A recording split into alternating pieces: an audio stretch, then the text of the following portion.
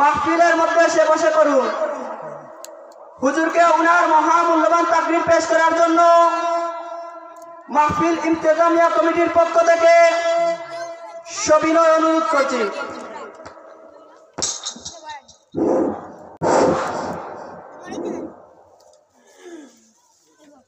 السلام عليكم ورحمة الله وبركاته.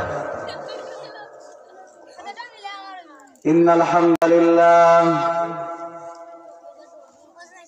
الحمد لله نحمده ونستعينه ونستغفره ونؤمن به ونتوكل عليه ونعوذ بالله من شرور أنفسنا ومن سيئات أعمالنا. من يهده الله فلا مضل له ومن يضلله فلا هادي له ونشهد أن لا إله إلا الله وحده لا شريك له ونشهد أن سيدنا وسندنا وحبيبنا وإيماننا ونورنا ومولانا محمدا عبده ورسوله أرسله بالحق بشيرا ونذيرا وداعيا إلى الله بإذنه وسراجا منيرا. أما بعد فأعوذ بالله من الشيطان الرجيم. بسم الله الرحمن الرحيم. إن الصلاة تنهى عن الفحشاء والمنكر. صدق الله العظيم. إن الله وملائكته يصلون على النبي يا أيها الذين آمنوا صلوا عليه وسلموا تسليما. اللهم صل على سيدنا مولانا محمد وعلى آل سيدنا مولانا محمد. اللهم صل على سيدنا مولانا محمد وعلى آل سيدنا مولانا. जाकोनी के सामने चेहरा दिखा लेना मुझे, सीना पे दस्ते करम रख के निभा लेना मुझे. अल्लाहुम्मा सय्यिदना मौलाना मुहम्मद वअला आलि सय्यिदना मौलाना मुहम्मद. आए मुहम्मद हशर में साथी बना लेना मुझे, सीना पे दस्ते करम रख के निभा लेना मुझे. अल्लाहुम्मा सल्ले अला सय्यिदिना मौलाना मुहम्मद वअला आलि सय्यिदिना मौलाना मुहम्मद. अल्लाहुम्मा सल्ले अला सय्यिदिना मौलाना मुहम्मद वअला आलि सय्यिदिना मौलाना. ला इलाहा इल्ला ইল্লাল্লাহ লা ইলাহা সুবহানাল্লাহ ওয়ালহামদুলিল্লাহ লা ইলাহা ইল্লাল্লাহ লা ইলাহা হাসবি রব্বি জাল্লাল্লাহ মা ফি কলবি গায়রুল্লাহ নূর মুহাম্মদ লা ইলাহা ইল্লাল্লাহ লা ইলাহা ইল্লাল্লাহ লা ইলাহা ইল্লাল্লাহ মুহাম্মাদুর রাসূলুল্লাহ সাল্লাল্লাহু আলাইহি ওয়াসাল্লাম। উপস্থিত সম্মানিত মুসল্লিয়ানে কেরাম, আল্লাহ তাআলার দরবারে আমরা সর্বপ্রথম লাখ কোটি শুকরিয়া আদায় করি যে মহান আল্লাহ তাবারক ওয়া তাআলা আমাদেরকে দুনিয়ার সমস্ত বেড়াজাল থেকে মুক্ত করে দিয়ে দুনিয়ার সমস্ত কাজ কাম পরিত্যাগ করে দিয়ে আজকের এই বেহেশতের বাগানের মধ্যে আসার এবং বসার, আলোচনা করার, আলোচনা শোনার আল্লাহ রাব্বুল আলামিন আমাদেরকে প্রত্যেককে রব্বুল আলামিন তৌফিক দিয়েছেন। সেই জন্য সেই মালিকের দরবারে কালিমাতুর শুকুর আদায় করি, আমরা মুখ ভরে আল্লাহ তাআলার শুকরিয়া আদায় করি আলহামদুলিল্লাহ। প্রিয় মুসল্লিয়ানে কেরাম, রাজকান্দি বরখলা জামে মসজিদের উদ্যোগে আজকের এই চতুর্থ বার্ষিক ইসলামী সুন্নি মহাসম্মেলন, উক্ত সুন্নি মহাসম্মেলনে সভাপতিত্ব করছেন অত্র জামে মসজিদের সম্মানিত ইমাম ও খতিব জনাব কারি মুমতাজ উদ্দিন সাহেব। সহসভাপতিত্ব করবেন জনাব হাজি মোহাম্মদ জালাল মিয়া রাজকান্দি। সহসভাপতিত্ব করবেন জনাব আসকর মেম্বার সাহেব রাজকান্দি। আল্লাহ রাব্বুল আলামিন যেন হায়াতের মধ্যে বারাকা দান করেন, আমিন। আজকের এই মহতি মাহফিলে প্রধান অতিথি হিসাবে যিনি আলোচনা পেশ করবেন আন্তর্জাতিক খ্যাতিসম্পন্ন মুফাসসিরে কোরআন, বিশিষ্ট ইসলামী চিন্তাবিদ হযরত মাওলানা মুফতি জামিল হুসাইন সালেহী সাহেব, ঢাকা। প্রধান বক্তা হিসাবে যিনি আলোচনা পেশ করবেন হযরত মাওলানা কারি মোহাম্মদ শামীম হুসাইন রেজা কাদরী সাহেব, প্রতিষ্ঠাতা তাহফিজুল কোরআন মাদ্রাসা নূরপুর চকবাজার কুমিল্লা। আল্লাহ রাব্বুল আলামিন যেন প্রত্যেক হুজুরদের হায়াতের মধ্যে বারাকা দান করেন, আমিন। বিশেষ বক্তা হিসাবে যিনি আলোচনা পেশ করবেন বিশিষ্ট ইসলামী চিন্তাবিদ আমার শ্রদ্ধেয় উস্তাদ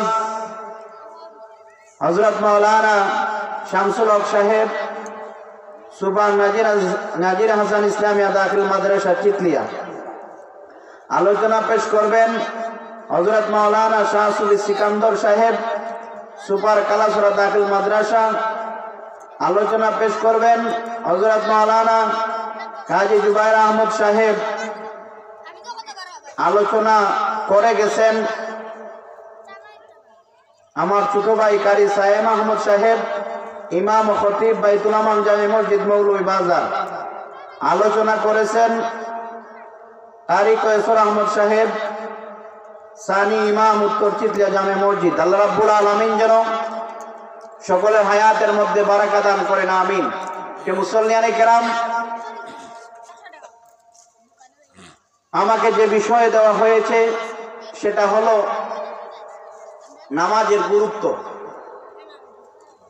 আমি আমার নির্ধারিত বিষয়ের উপর কিছু কথা বলার নিয়ত করেছি। আল্লাহ রাব্বুল আলামিন যেন আমাকে কুরআন এবং হাদিসের আলোকে দুই একটি কথা বলার আল্লাহ রাব্বুল আলামিন যেন তৌফিক দান করেন।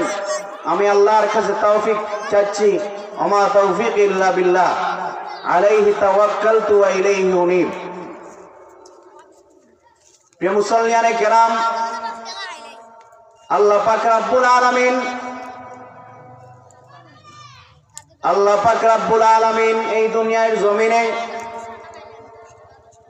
অসংখ্য অগণিত মাখলুকাত আল্লাহ রাব্বুল আলামিন সৃষ্টি করেছেন, যার কোনো সীমা পরিসীমা নেই। আল্লাহ রাব্বুল আলামিন অত অসংখ্য অগণিত মাখলুকাত এই দুনিয়ার জমিনে সৃষ্টি করেছেন, তার মধ্যে মানব জাতিকে আল্লাহ পাক রব্বুল আলামিন শ্রেষ্ঠত্ব দান করেছেন। বলুন সুবহানাল্লাহ। আল্লাহ পাক রব্বুল আলামিন মানুষ জাতিকে শ্রেষ্ঠত্ব দান করেছেন, আশরাফুল মাখলুকাত হিসাবে সৃষ্টি করেছেন, ঘোষণা দিয়েছেন। আল্লাহ রাব্বুল আলামিন শুধু আমাদেরকে আশরাফুল মাখলুকাত বানান নাই, আল্লাহ রাব্বুল আলামিন আমাদেরকে আশরাফুল মাখলুকাত ঘোষণা করে আমাদেরকে এমন নবীর উম্মত বানিয়েছেন, যেই নবী কাল কিয়ামতের ময়দানে উম্মতের জন্য সুপারিশ করবেন। বলুন সুবহানাল্লাহ। সেই নবীর উম্মত আমাদেরকে আল্লাহ পাক রব্বুল আলামিন বানিয়েছেন। হাজিরিনে কেরাম, আমরা এই জন্য আল্লাহ পাক রব্বুল আলামিনের দরবারে শুকরিয়া গুজারি করি। আলহামদুলিল্লাহ। আল্লাহ পাক রব্বুল আলামিন আমাদের উপর কত রহম করেছেন, কত দয়া করেছেন, সেটা আমরা কিয়ামত পর্যন্ত যদি শুকরিয়া আদায় করি, আল্লাহ পাক রব্বুল আলামিনের আমরা শুকরিয়া আদায় করে শেষ করতে পারবো না। হাজিরিনে কেরাম, সামিনে আযম, ইসলাম 5টি খুঁটির উপর প্রতিষ্ঠিত। আমরা সবাই জানি ইসলাম 5টি খুঁটির উপর প্রতিষ্ঠিত। 1 নাম্বার হলো কালেমা, 2 নাম্বার হলো নামাজ। সেই নামাজ সম্পর্কে 2-1টি কথা বলেই আমি আমার সংক্ষিপ্ত আলোচনা শেষ করব। কালেমা, নামাজ, রোজা, হজ, যাকাত, এই 5টি খুঁটির উপর ইসলাম প্রতিষ্ঠিত। বলুন সুবহানাল্লাহ। এই দুনিয়ার জমিনে কোন মানুষ যদি এই 5টি খুঁটির মধ্যে কোনো একটি খুঁটি অবিশ্বাস করে, অস্বীকার করে, ওই ব্যক্তি ইসলাম থেকে খারিজ হয়ে যাবে। এই 5টি খুঁটি আমরা মনে প্রাণে দৃঢ় বিশ্বাস করি, ঠিক কিনা? এই 5টি খুঁটির মধ্যে 2 নম্বর হলো নামাজ। মানুষ যখন ঈমান আনে, কালেমা পড়ার পরে ঈমান আনে, আর ঈমান আনার পরে যে দায়িত্ব তার উপর অর্পিত হয় সেটা হলো নামাজ। প্রিয় মুসলমানে কেরাম, এই জন্য নামাজ মানুষের যখন নামাজের নাবালেগ থেকে বালক হয়ে যাবে, যখন তার উপর নামাজ ফরজ হয়ে যাবে, তখন থেকে নিয়ে যতক্ষণ পর্যন্ত তার জ্ঞান থাকবে ততক্ষণ পর্যন্ত নামাজ মাফ নাই, নামাজ মাফ নাই, নামাজ পড়তে হবে। হাজিরিনে কেরাম, আমরা ইবাদত বন্দেগী করি, নামাজ পড়লে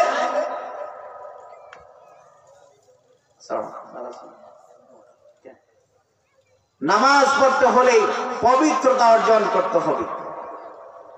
আল্লাহর নবী জনাবে মুহাম্মদুর রাসূলুল্লাহ সাল্লাল্লাহু আলাইহি ওয়াসাল্লাম ইরশাদ করেন, আস-সালাতু মিফতাহুল জান্নাহ, নামাজ হলো বেহেশতের চাবি, নামাজ হলো বেহেশতের চাবি। আর নামাজ হলো পবিত্রতার চাবি। বলো সুবহানাল্লাহ। পবিত্রতা ছাড়া আপনি নামাজ পড়তে পারবেন না, তেমনি ভাবে নামাজ ছাড়া আপনি জান্নাতের দরজা খুলতে পারবেন না।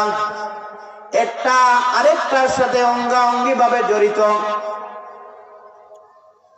হাজিরিনে কেরাম সামিনে জাম, আল্লাহ পাক রব্বুল আলামিন আমাদেরকে এই দুনিয়ার জমিনে তার ইবাদতের জন্য প্রেরণ করেছেন। ওয়া মা খালাকাতুল জিন্না ওয়াল ইনসা ইল্লা লিয়াবুদুন। আল্লাহ রাব্বুল আলামিন আমাদেরকে মানুষ এবং জিন জাতিকে তার ইবাদতের জন্য এই দুনিয়ার মধ্যে প্রেরণ করেছেন। হাজিরিনে কেরাম, এজন্য আমাদেরকে এই দুনিয়ার জমিনে আল্লাহ তাআলাকে খুশি করে যেতে হবে, ইবাদত বন্দেগী করে যেতে হবে। হাজিরিনে কেরাম, নামাজ পড়তে হলে পবিত্রতার প্রয়োজন। আপনি পবিত্রতা ছাড়া, পবিত্রতা হাসিল ছাড়া আপনি নামাজ পড়তে পারবেন না। দেখেন আল্লাহ পাক রব্বুল আলামিন আমাদের নবী, নূর নবী হযরত মুহাম্মদুর রাসূলুল্লাহ সাল্লাল্লাহু আলাইহি ওয়াসাল্লামের উসিলায়, আল্লাহ নবীর উসিলায় আমাদেরকে কত ইহসান করতেছেন আল্লাহ পাক রব্বুল আলামিন। প্রিয় নবীর উসিলায় আমাদেরকে কিভাবে মাফ করতেছেন। আমরা যখন নামাজ পড়ার জন্য ইরাদা করি, ওযু করি, যখন আমরা ওযু করি নামাজ পড়ার জন্য, আল্লাহ নবী জনাব মুহাম্মদুর রাসূলুল্লাহ সাল্লাল্লাহু আলাইহি ওয়াসাল্লাম হাদিস শরীফের মধ্যে ফরমাইন, আল্লাহর কোন বান্দা বান্দি যখন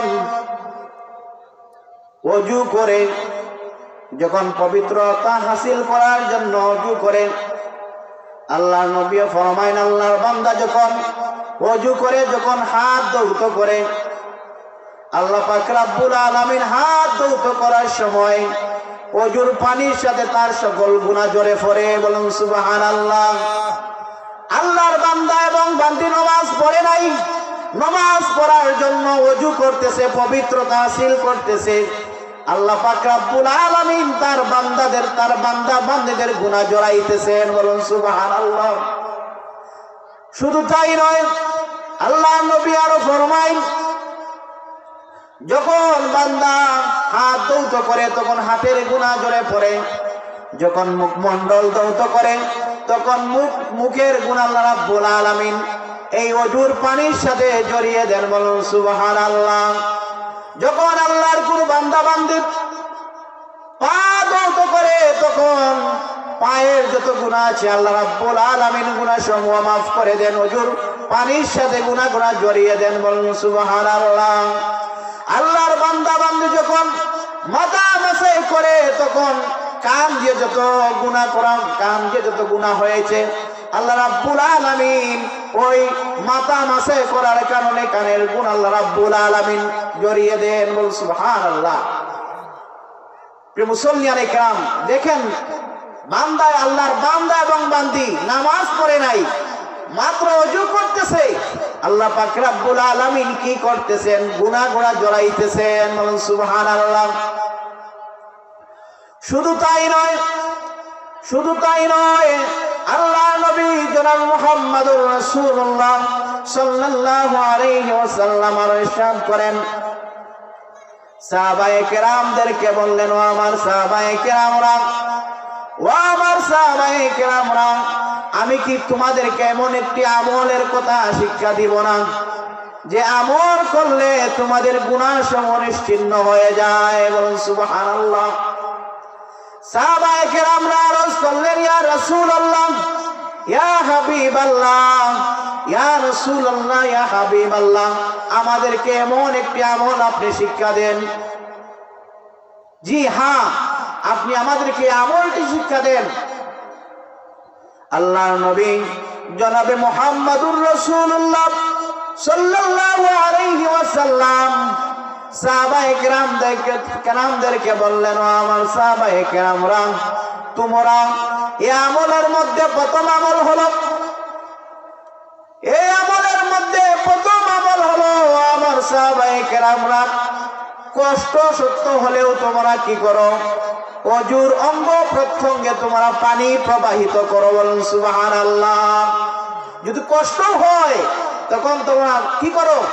অজুর অঙ্গ প্রত্যঙ্গে তোমরা কি করো? পানি প্রবাহিত করো, অর্থাৎ অজু করো। সুবহানাল্লাহ। ও অজুর দ্বারা কি হয়? মানুষের গুনাহ কুরা পানির মাধ্যমে ঝরে পড়ে। বলেন সুবহানাল্লাহ।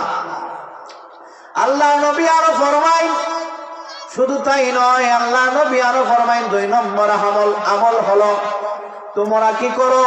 ছোট ছোট কদমে তোমরা মসজিদে যাও, গমন করো। বলেন সুবহানাল্লাহ। যখন তোমরা নামাজ আদায় করার জন্য বাড়ি থেকে রওনা দাও, ঘর থেকে বের হওয়া মাত্রই প্রতিটা কদমে কদমে আল্লাহ পাক রাব্বুল আলামিন সওয়াব লিপিবদ্ধ করেন। বলেন সুবহানাল্লাহ। শুধু তাই নয়, আল্লাহ নবী 3 নম্বর আমলের কথা বললেন। 3টা আমলের কথা বললেন, 2টা আমলের কথা বলে দিলাম। 3 নম্বর হলো আল্লাহ নবী ফরমাইন তোমরা একটি ওয়াক্তের নামাজ আদায় করার পরে আরেক ওয়াক্তের নামাজের জন্য তোমরা অপেক্ষা করো। বলুন সুবহানাল্লাহ। এই 3টা আমল যদি তোমরা করো তাহলে তোমাদের গুনাহ সমূহ কি হয়ে যাবে? নিশ্চিহ্ন হয়ে যায়। বলুন সুবহানাল্লাহ। আর সওয়াব লিপিবদ্ধ হবে তোমাদের নামে, আমল নামার মধ্যে। সুবহানাল্লাহ। মুসল্লিয়ানি কিরাম দেখেন, এখনো নামাজ পড়া হয় নাই, কিন্তু আল্লাহ পাক রব্বুল আলামিন তার নবীজির উসিলায় আমাদেরকে কত ইহসান করতেছেন, কত দয়া করতেছেন, কত মায়া করতেছেন। আল্লাহ নবী আরো ফরমাইন, হযরতে আবু হুরায়রা রাদিয়াল্লাহু তাআলা আনহু হতে বর্ণিত হাদিসটি। আল্লাহর নবী ফরমাইন কিয়ামতের ময়দানে আল্লাহ পাক রব্বুল আলামিন গুররে মুআজ্জাল বলে আহ্বান করবেন। তোমরা যদি কাল কিয়ামতের ময়দানে অজুর অঙ্গ প্রত্যঙ্গ যদি তোমাদের অজুর অঙ্গ প্রত্যঙ্গকে যদি তোমরা উজ্জ্বলতা বাড়াতে চাও, তাহলে তোমরা কি করো? তোমরা যেন অজু করো। সুবহানাল্লাহ। গুররে মুআজ্জাল অর্থ হলো আমরা অজু করার সময় প্রত্যেকটা অঙ্গ প্রত্যঙ্গ আমরা কি করি? দৌত করি। অজুর ফরজ 4টি। মুখমণ্ডল দৌত করা, 2 হাতের কনৈশ দৌত করা, মাথার 4 ভাগের 1 ভাগ মাসেহ করা এবং পায়ের টাকনুশ দৌত করা। হাজরিনে কিরাম, এই 4টি হলো গুররে মুআজ্জাল। আল্লাহ পাক রব্বুল আলামিন কিয়ামতের ময়দানে গুররে মুআজ্জাল বলে ডাক দিবেন। আল্লাহ রাব্বুল আলামিন ডাক দিবেন। তখন যারা দুনিয়ার জমিনে মানুষ কি করেছে? নামাজ রোজা করেছে, আর নামাজ কোরআন তিলাওয়াত করেছে, কোরআন তিলাওয়াতের আগে ওযু করেছে, যে যত বেশি ওযু করবে কিয়ামতের ময়দানে তার সেই ওযুর অঙ্গ প্রত্যঙ্গের উজ্জ্বলতা বাড়বে। বলেন সুবহানাল্লাহ। হযরত আয়েশা সিদ্দিকা রাদিয়াল্লাহু তাআলা আনহা আল্লাহ নবীকে জিজ্ঞাসা করলেন, ইয়া রাসূলুল্লাহ, ইয়া হাবিবাল্লাহ, ইয়া রাসূলুল্লাহ, ইয়া হাবিবাল্লাহ, কিয়ামতের ময়দানে এত উম্মতের মধ্যে হাজার হাজার কোটি কোটি উম্মত থাকবে, নবীগণের উম্মতগণ থাকবেন, আখেরি জামানার উম্মতও থাকবেন। আপনি কিভাবে আপনার উম্মতদেরকে চিনবেন? আয়েশা সিদ্দিকা রাদিয়াল্লাহু তাআলা আনহা আল্লাহ নবীকে জিজ্ঞাসা করলেন, ইয়া রাসূলুল্লাহ, আপনার উম্মতদেরকে কিয়ামতের দিন কিভাবে চিনবে? আল্লাহ নবী জনাবে মুহাম্মদুর রাসূলুল্লাহ সাল্লাল্লাহু আলাইহি ওয়াসাল্লাম আয়েশা সিদ্দিকা রাদিয়াল্লাহু তাআলা আনহাকে বললেন, ও আমার আয়েশা, একটি ঘোড়ার পালের মধ্যে যদি একটি চিত্রামাকা ঘোড়া থাকে, তাহলে ওই ঘোড়াটিকে চিনতে কোনো সমস্যা হবে কিনা? আয়েশা সিদ্দিকা রাদিয়াল্লাহু তাআলা আনহা বললেন, ইয়া রাসূলুল্লাহ, ইয়া হাবিবাল্লাহ, চিনতে কোনো অসুবিধা হবে না। চিত্রামাকা ঘোড়া তো আলাদা হয়ে যাবে, খুব সহজে চিনা যাবে। আল্লাহ নবী ফরমাইলা, ও আমার আয়েশা,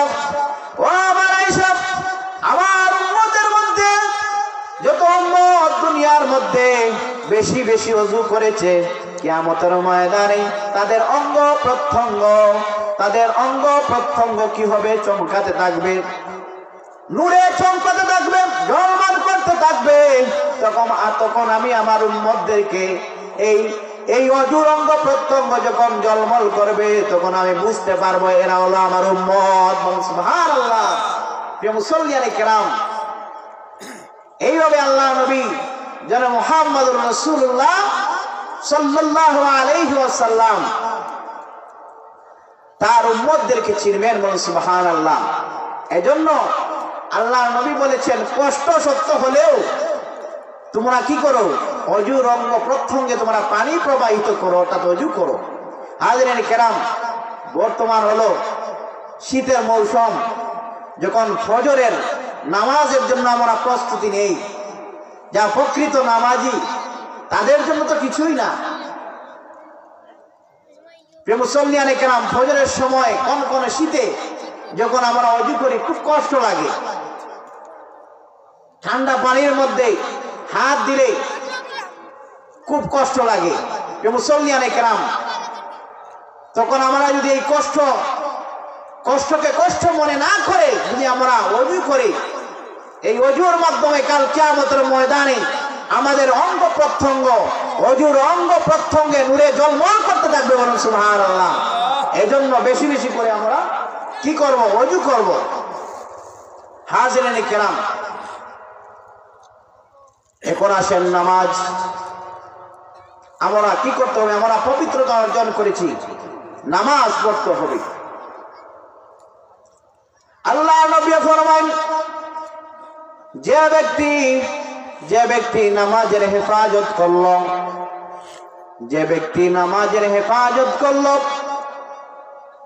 নামাজ কায়েম করলো, কাল কিয়ামতের ময়দানে নামাজ তার জন্য নূর হবে। নামাজ তার জন্য নূর হবে, নামাজ তার জন্য মুক্তির দলিল হবে। নামাজ তার জন্য নূর হবে, নামাজ তার জন্য মুক্তির দলিল হবে। বলুন সুবহানাল্লাহ। আর যে ব্যক্তি কি করলো? নামাজ পড়লো না, যে ব্যক্তি নামাজ পড়বে না, তার জন্য কাল কিয়ামতের ময়দানে নামাজ তার জন্য নূরও হবে না, তার জন্য মুক্তির দলিলও হবে না। এই ব্যক্তির হাসর নসর হবে, ওই ব্যক্তির হাসর নসর হবে ফেরাউনের সাথে, উমাইয়া ইবনে খালফের সাথে তার হাসর নসর হবে। নাউযুবিল্লাহ। প্রিয় মুসল্লিয়ানে কেরাম, এই জন্য আমাদেরকে কি করতে হবে? 5 ওয়াক্ত নামাজ আদায় করতে হবে। এই 5 ওয়াক্ত নামাজ কিন্তু আমাদের উপর আল্লাহ পাক রব্বুল আলামিন 50 ওয়াক্ত দিয়েছিলেন।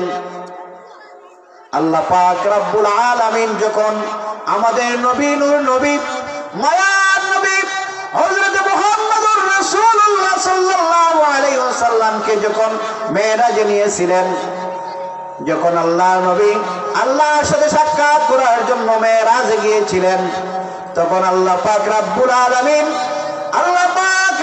আলামিন হাদিয়া হিসাবে আল্লাহর নবী উম্মতদেরকে 50 ওয়াক্ত নামাজ দিয়েছিলেন। বলুন সুবহানাল্লাহ।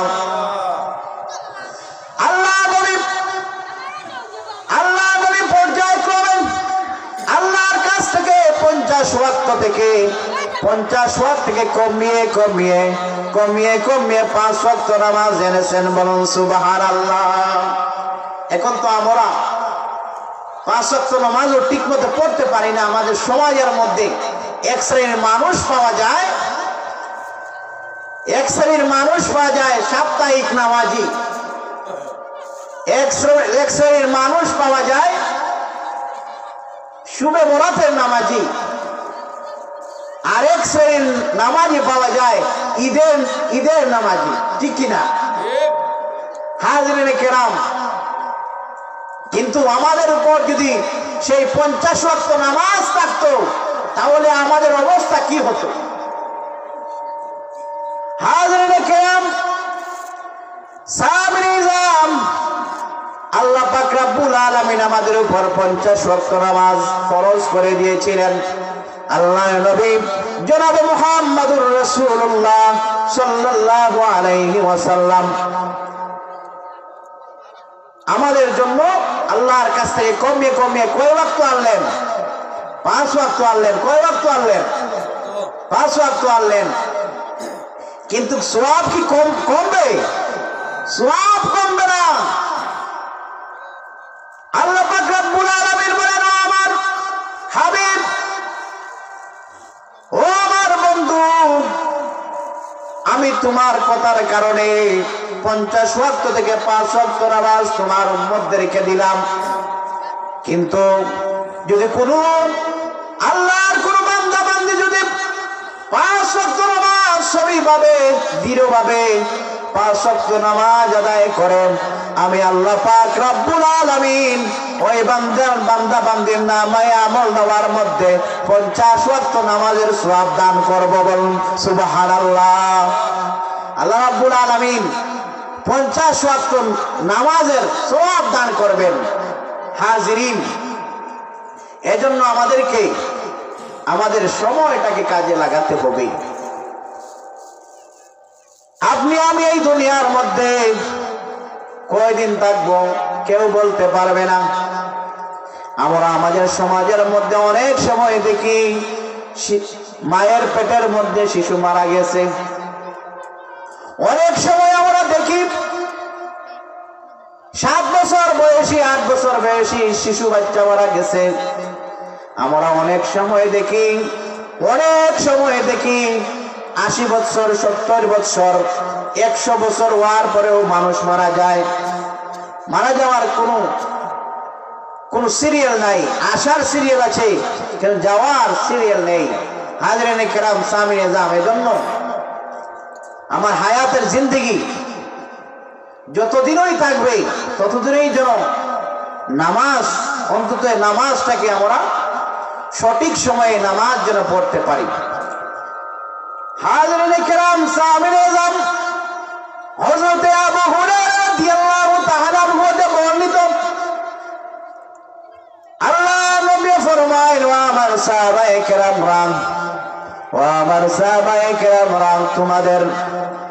তোমাদের বাড়ির আঙ্গিনায় যদি একটি নহর থাকে, একটি কূপ থাকে অথবা একটি পুকুর থাকে, তাহলে ওই নহরের মধ্যে যদি কোনো মানুষ দৈনিক 5 বার গোসল করে, তাহলে ওই ব্যক্তির শরীরের মধ্যে কোনো ময়লা থাকতে পারে। সাহাবায়ে কেরাম আরজ করলেন, ইয়া রাসূলুল্লাহ, ইয়া হাবিবাল্লাহ, কোন ব্যক্তি যদি এই নহরের মধ্যে দৈনিক 5 বার গোসল করে, তাহলে তার শরীরের মধ্যে কোনো ময়লা থাকতে পারে না, কোনো আবর্জনা থাকতে পারে না। আল্লাহ নবী সাহাবায়ে কেরামদের উত্তরে বললেন, ও আমার সাহাবায়ে কেরামরা, 5 ওয়াক্ত নামাজের দৃষ্টান্ত ওইরূপ। বলুন সুবহানাল্লাহ। যদি কোনো ব্যক্তি দৈনিক 5 ওয়াক্ত নামাজ পড়ে, তখন তার দেহের মধ্যে কোনো গুনাহ থাকতে পারে না। আল্লাহ রাব্বুল আলামিন কি করেন? নামাজের কারণে আল্লাহ পাক রাব্বুল আলামিন গুনাহ সমূহ মাফ করে দেন। বলুন সুবহানাল্লাহ। এই জন্য আমাদেরকে কি করতে হবে? নামাজ পড়তে হবে, নামাজের প্রতি গুরুত্ব দিতে হবে। হাজরিনে কেরাম, সামিনে জাম, আপনি নামাজ পড়লেন, আপনি একা একা নামাজ পড়লেন, আপনি একা একা নামাজ পড়লেন, আর পরিবারের অন্য কোন সদস্য নামাজ পড়ল না, আপনার উপর দায়বদ্ধতা থাকবে। আপনি পরিবারের অভিভাবক, আপনি পরিবারের মুরব্বী, আপনি একা একা নামাজ পড়েন, কিন্তু আপনার পরিবার বর্গ কোন সদস্য নামাজ পড়ে না। কাল কিয়ামতের ময়দানে আল্লাহ পাক রব্বুল আলামিন আপনাকে জিজ্ঞাসা করবেন। হাজরিন কিরাম, এজন্য আপনি একা নামাজ পড়লে হবে না, আপনি আপনার পরিবারের সকল সদস্য নামাজমুখী বানাতে হবে। হাজরিন কিরাম, সাহাবায়ে জাম, আমরা এখন বর্তমানে দেখি বর্তমান প্রজন্ম দেখি মসজিদে আসে, আমরা দেখি অনেক সময় মসজিদে দেখি অনেক বড় হয়ে গেছে। বর্তমান প্রজন্ম সারা না, কয়েকজনের কথা বলতেছি, নামাজের মধ্যে আসে কিন্তু নামাজে কিভাবে দাঁড়াবে সেটা জানে না। নামাজের মধ্যে দাঁড়িয়ে বর্তমান প্রজন্ম আমি কথা বলছি, নামাজে দাঁড়াবে কিন্তু কিভাবে নামাজে দাঁড়াবে সেটাও জানে না। নামাজের মধ্যে কি পড়বে সেটাও জানে না। হাজরিনে কেরাম, বর্তমান প্রজন্ম এমন হয়েছে। হাজরিনে কেরাম, আল্লাহ পাক রব্বুল আলামিন যেন আমাদের সবাইকে যেন হেদায়েত দান করেন। হাজরিনে কেরাম, সেটা তার পিতা মাতার উপর দায়বদ্ধতা থাকবে, অভিভাবকের উপর। আল্লাহ নবী জনাব মুহাম্মদুর রাসূলুল্লাহ সাল্লাল্লাহু আলাইহি ওয়াসাল্লাম হাদিস শরীফের মধ্যে ঘোষণা করেন, তোমাদের সন্তানের যখন 7 বছর বয়সে উপনীত হয়, তোমাদের সন্তানরা যদি যখন 7 বছর বয়সে উপনীত হয়, তখন তোমরা তোমাদের সন্তানদেরকে নামাজের উপদেশ দাও। আল্লাহ নবী কি বলেছেন? তোমাদের সন্তানরা যখন 7 বছর বয়সে উপনীত হয়, তখন তোমরা তাদেরকে নামাজের উপদেশ দাও। বাবা নামাজ পড়ো, নামাজ পড়ো। নামাজ না পড়লে আল্লাহ পাক রব্বুল আলামিন শাস্তি দিবেন। আল্লাহ রাব্বুল আলামিন শাস্তি দিবেন, দুজকে দিবেন। এইভাবে আপনার বাচ্চাকে আপনি বোঝাতে হবে নামাজ পড়ো, এইভাবে তাগিদ দিতে হবে। 7 বছর, কয় বছর? 7 বছর যখন আপনার সন্তান উপনীত হয়, আর যখন আপনার সন্তান 10 বছর বয়সে উপনীত হয়ে যায়, তখন আর আপনার সন্তানকে উপদেশ দিলে হবে না। আপনার সন্তান যদি 10 বছর হওয়ার পরেও যদি নামাজ না পড়ে, তখন আল্লাহ নবী ফরমায়, প্রহার করে হলেও, বেত্রাঘাত করে হলেও তুমি নামাজে মুখী বানাতে হবে। নামাজের মধ্যে বাধ্যবাধকতা করতে হবে, নামাজ পড়তে হবে। নামাজ ছাড়া কোন ইবাদতের, নামাজ পড়তে হবে, নামাজের দিকে দাবিত করতে হবে। হাজরিনে কেরাম, এই জন্য আজকের এই মহফিল মাহফিল কত কষ্ট করে সাজিয়েছেন। যদি এই মাহফিল থেকে কোন মানুষ আজ প্রতিজ্ঞা করে যে আজ থেকে আমি আর নামাজ ছাড়বো না, আর ওই মানুষ যদি আল্লাহর কাছে খালিস নিয়তে তওবা করে, এবারে খোদা আমার জীবনের সমস্ত গুনাহগাতা এবারে খোদা আপনি ক্ষমা করে দিন, আমি আর জীবনে নামাজ ছাড়বো না, আল্লাহ পাক রব্বুল আলামিন তওবায় কবুল করবেন। বলেন সুবহানাল্লাহ। যদি কোনো মানুষ আজকে প্রতিজ্ঞা করে যে আজ থেকে আর কোনদিন নামাজ ছাড়বো না, তাহলে আজকের মাহফিল হবে সার্থকতা। বলেন সুবহানাল্লাহ। হাজরিনে কেরাম, সামিনে জাম, এজন্য নামাজের কোনো বিকল্প নেই। আল্লাহ নবী ফরমায়, নামাজি ব্যক্তিকে আল্লাহ পাক রব্বুল আলামিন 5টা নিয়ামত দান করেন। হাদিসের মধ্যে আল্লাহ নবী ফরমায়, যারা নামাজি ব্যক্তি, যারা প্রকৃত নামাজি, আল্লাহ পাক রব্বুল আলামিন এই নামাজিদেরকে আল্লাহ রাব্বুল আলামিন 5টি নিয়ামত দান করবেন। বলুন সুবহানাল্লাহ। 1 নম্বর হলো, নামাজি ব্যক্তির প্রথম নম্বর নিয়ামত হলো আল্লাহর পক্ষ থেকে ওই মানুষ যখন মৃত্যুবরণ করবে, ওই নামাজি ব্যক্তি যখন মৃত্যুবরণ করবে, তার মৃত্যুর যন্ত্রণা হবে না। বলুন সুবহানাল্লাহ। মৃত্যু থেকে কেউ রেহাই পাইবে না, মৃত্যু থেকে কেউ রেহাই পাইবে না। মৃত্যু একটি চিরন্তন সত্য। আল্লাহ পাক রব্বুল আলামিন পবিত্র কালামে হাকিমের মধ্যে আল্লাহ তাআলা ঘোষণা করেন, কুল ইন্নাল تفرون منه فإنه ملاقيكم আল্লাহ রাব্বুল আলামিন কালামে হাকিমের মধ্যে ঘোষণা করেন, হে রাসূল আপনি বলে দিন, হে রাসূল আপনি বলে দিন, যারা মৃত্যু থেকে পলাইতেছে তাদের সাথে একদিন মৃত্যু মুলাকাত করবে, এতে কোনো সন্দেহ নেই। পরের আয়াতের মধ্যে আল্লাহ তাআলা বলতেছেন, আইনামা তাকুনু ইউদরিকুমুল মাউত ওয়ালাউ কুনতুম ফি বুরুজিম মুশাইয়াদা।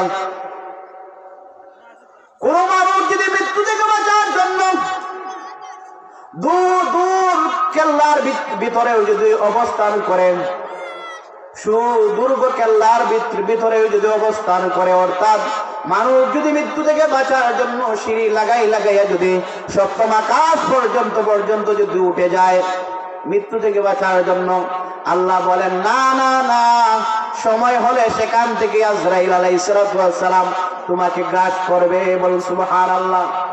মৃত্যু থেকে বাঁচার কোনো উপায় নেই। হাজিরিন কেরাম, যারা নামাজ পড়বে এক নম্বর নিয়ামত পাবে, তার মৃত্যুর যন্ত্রণা হবে না। হাজিরিন কেরাম, এর জন্য নামাজ আমরা সঠিক সময়ে আদায় করতে হবে। 2 নম্বর হলো আল্লাহ পাক রব্বুল আলামিন ওই নামাজি ব্যক্তির 2 নম্বর নিয়ামত হলো কবরের আযাব আল্লাহ রব্বুল আলামিন মাফ করে দিবেন। সুবহানাল্লাহ। আপনি আর কি চান? একজন নামাজি মানুষদেরকে আল্লাহ রাব্বুল আলামিন এতগুলা নিয়ামত দিচ্ছেন, 5টি নিয়ামত দিচ্ছেন। হাজিরিন কেরাম, এই নিয়ামতগুলা যদি কোন মানুষ পায় তার আর কিছু লাগবে না, সে সফল কাম। বলে সুবহানাল্লাহ। আল্লাহ পাক রব্বুল আলামিন 2 নম্বর নিয়ামত হলো নামাজি ব্যক্তির তার কবরের আযাব আল্লাহ রাব্বুল আলামিন মাফ করে দিবেন। 3 নম্বর হলো কিয়ামতের ময়দানে আল্লাহ পাক রব্বুল আলামিন মানুষের আমলনামা দান করবেন। যার আমলনামা ডানাতে আসবে ওই মানুষটা হবে জান্নাতি, আর কিয়ামতের ময়দানে যার আমলনামা বাম হাতে আসবে ওই ব্যক্তি জাহান্নামী হয়ে যাবে। হাজিরিন কিরাম, সামিনে আযম, এজন্য নামাজি ব্যক্তির 3 নম্বর নিয়ামত হলো আল্লাহ তাআলার কিয়ামতের ময়দানে তার আমলনামা আল্লাহ পাক রব্বুল আলামিন ডান হাতে দান করবেন। বলুন সুবহানাল্লাহ। 4 নম্বর হলো আল্লাহ পাক রব্বুল আলামিন বিজলির গতিতে নামাজি ব্যক্তিকে ফুলসিরাত পার করে দিবেন। বলুন সুবহানাল্লাহ। বিজলির গতিতে আল্লাহ পাক রব্বুল আলামিন একজন নামাজি ব্যক্তিকে ফুলসিরাত পার করে দিবেন। বলুন সুবহানাল্লাহ। 5 নম্বর নিয়ামত আল্লাহ নবী ফরমায়েন, 5 নম্বর নামাজি ব্যক্তির 5 নম্বর নিয়ামত হলো বিনা হিসাবে আল্লাহ পাক রব্বুল আলামিন নামাজি ব্যক্তিকে জান্নাত দান করবেন। বলুন সুবহানাল্লাহ। এই 5টা নিয়ামত যারা নামাজ পড়বে শুধু তারাই পাবে, আর যারা নামাজ পড়বে না তারা কি পাবে? তারা তো পাইবে না। হাজিরিন কিরাম, সামিনে আযম, এজন্য আমার জীবন পরিচালনার ক্ষেত্রে সর্ব অবস্থায় কিন্তু আমার নবীকে অনুকরণ করে চলতে হবে। আল্লাহ নবী আমাদের উপর আল্লাহ নবী যেভাবে যে মতে চলেছেন, হাজিরিন কিরাম, সেই পথে এবং মতে আমাদেরকে থাকতে হবে। আল্লাহ নবী যেন মুহাম্মদুর রাসূলুল্লাহ সাল্লাল্লাহু আলাইহি ওয়াসাল্লাম হাদিসের মধ্যে ইরশাদ করেন, বাইনাল আবদি ওয়া বাইনাল কুফরি তারাকুস সালাহ। আল্লাহর বান্দা এবং কুফরের মধ্যে পার্থক্য হলো নামাজ তরক করা। আল্লাহ নবী অন্যত্র হাদিসের মধ্যে ফরমায়, মান তারাকা সালাতা মুতাআম্মিদান ফাকাদ কাফার। যে ব্যক্তি ইচ্ছাকৃত হবে নামাজ তরক করলো সে কাফেরের অন্তর্ভুক্ত হলো। হাজরিন কিরাম, এজন্য ইচ্ছাকৃত হবে আমাদেরকে নামাজ পরিত্যাগ করলে হবে না। আপনার যখন বালক হয়ে গেছেন আপনার উপর নামাজ ফরজ। আপনার দেহের ভিতরে যতক্ষণ পর্যন্ত জ্ঞান থাকবে ততক্ষণ পর্যন্ত আপনার নামাজ বাদ নাই। আপনি যদি অসুস্থ থাকেন, আপনি যদি বিছানায় পড়ে থাকেন, আপনি বসে বসে যদি নামাজ পড়তে না পারেন, বিছানার মধ্যে শুয়ে শুয়ে আপনি নামাজ পড়তে হবে। আজ এই নামাজ মাফ নাই। আল্লাহ পাক রব্বুল আলামিন যেন আমাদেরকে সবাইকে সঠিকভাবে সঠিক নিয়মে আল্লাহ রাব্বুল আলামিন আমাদেরকে নামাজ পড়ার তৌফিক দান করেন। আল্লাহ নবী বলেছেন, সল্লু রাআইতুমুনি উসাল্লি। আল্লাহ নবী যেভাবে নামাজ পড়েছেন সেইভাবে আমাদেরকে নামাজ পড়তে হবে। নামাজের কোনো বিকল্প নেই। মুসল্লিয়ানে কেরাম, কাল কিয়ামতের ময়দানে যারা নামাজ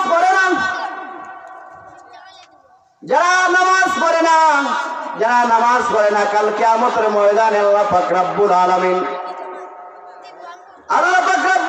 তাদেরকে ডাক দিবেন, তোমরা সিজদা দাও। আল্লাহ রাব্বুল আলামিন বলতেছেন, ইয়াউমা ইউকশাফু আন সাকিন ওয়া ইউদাউনা ইলা সুজুদ। আল্লাহ রাব্বুল আলামিন কিয়ামতের ময়দানে মানুষদেরকে সিজদা দেওয়ার জন্য ডাক দিবেন। ফালা ইস্তাতিউনা খাশিআতান আবসারুহুম তারহাকুহুম যিল্লাহ। কাফেররা তখন আল্লাহকে সিজদা